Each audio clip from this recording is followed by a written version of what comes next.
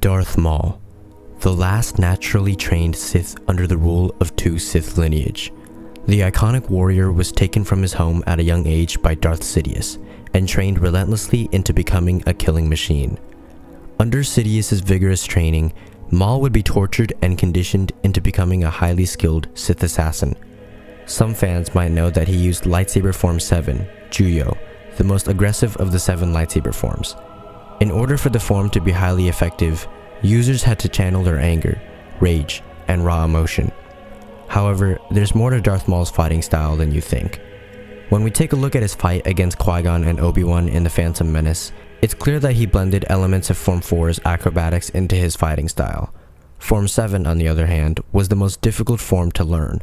In his younger years, he started off with Ataru's basics before learning the complexity of Duel.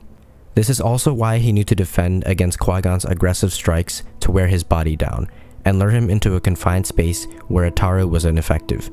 He knew exactly how to combat the Jedi Master from recognizing and analyzing Qui-Gon's use of Ataru in their initial duel.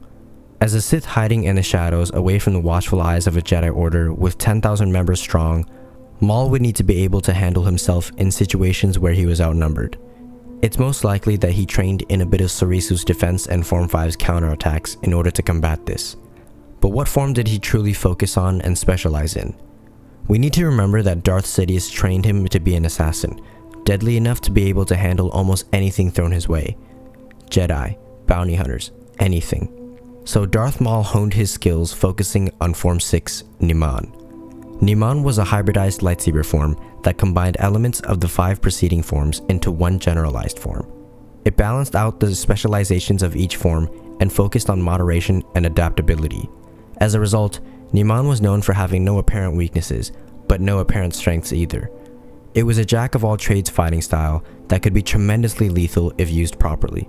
That's why when we see Maul fight, whether it be in The Phantom Menace or in the Clone Wars, he's able to change back and forth between elements of different lightsaber forms, switching between offense and defense in order to adapt to lightsaber combat and blaster deflection.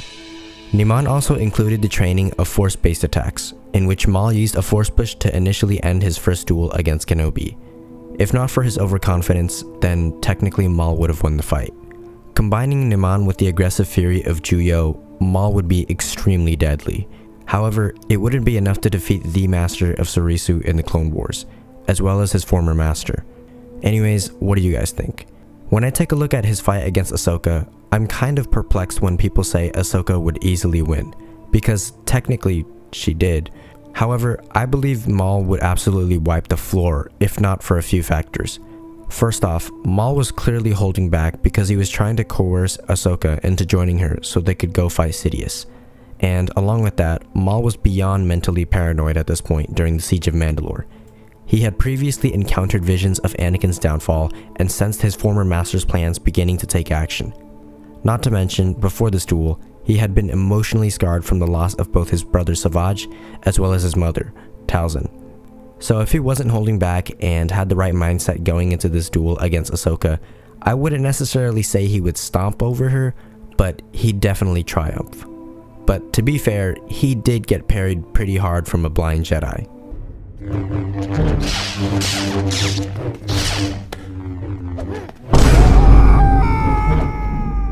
Anyways, I appreciate you so much if you stayed to the end of the video.